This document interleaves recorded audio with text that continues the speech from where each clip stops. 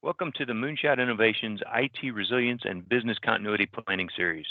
Moonshot takes pride in helping companies with tactical and strategic IT challenges.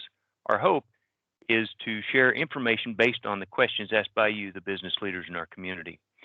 As you know, many will begin to transition back to the office environment soon, leading us to our first question. If video conferencing is here to stay, how can we ensure the best possible experience for our users? I would break that experience down into two components. The first one is the audio part of that conversation, whether it be as a video conference or a VoIP solution. The thing you have to watch is some of the older technologies. If you're talking through your device and you're using the built-in mic and speaker, a lot of times we'll get echo on that for the rest of the participants. If you have an older device that's using an analog connection, when I say analog, anything with this type of a plug, that's an analog connection, and that has a lower quality to it. What we really would like you to do is go up to a new digital connection.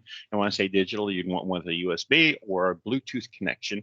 There are many headsets out there that make use of one or the other of those, and that digital connection allows a much cleaner connection, and the video conferencing solutions can interact with that at a much higher quality, things that would clean up your conversation. Another thing the newer headsets do, Tom, is they help cut down on the background noise with the active noise canceling technologies. So say you're in a major office, not just at home, but in a major office, it's nice and loud, around you. It'll kind of keep that background noise and focus on the person talking more so. That's a good point. The second part is the video component of your video conferencing. A good quality camera, of course, is part of that. Again, you might want to think about whether you use a built-in camera or whether you have something external. But the bigger part of that is the bandwidth component of video. It is a much heavier component. It's somewhere in the neighborhood of 10 to 25 times more intensive on bandwidth than what audio is. So you've got to think about things like, what's the age of my equipment? The older equipment uses slower speeds than the newer equipment. And when I say equipment, not only your laptop, but also the hub you're connecting to. And so if you've got a hub that's 10, 15 years old, it's probably using the older technology.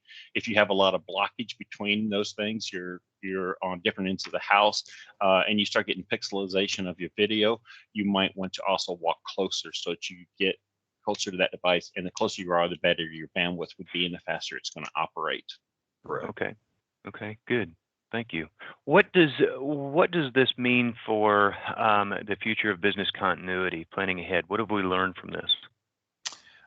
From a continuity standpoint, it's going to be tough to make sure that all of your users are set up at home correctly when we have to go and work from home. At the office, it's much easier to keep it running, but I think creating some best practices documents or some guidelines documents for your users to use and think about when they're at home, like their internet provider or the types of devices that they're using when they're doing these video conferences. Just basically a best practices, from home scenario. Excellent. Very good. Thank you, guys. I appreciate all of your input here. On behalf of Moonshot Innovations, I want to thank our panelists and you, the business community, for your part in making the Business Continuity Planning Series a useful tool for others that face similar challenges. For more information on programs, tools, and resources like Virtual CIO or other strategic services, please go to the resources section at 321moonshot.com. Thank you. We'll see you again next time. Thanks, guys.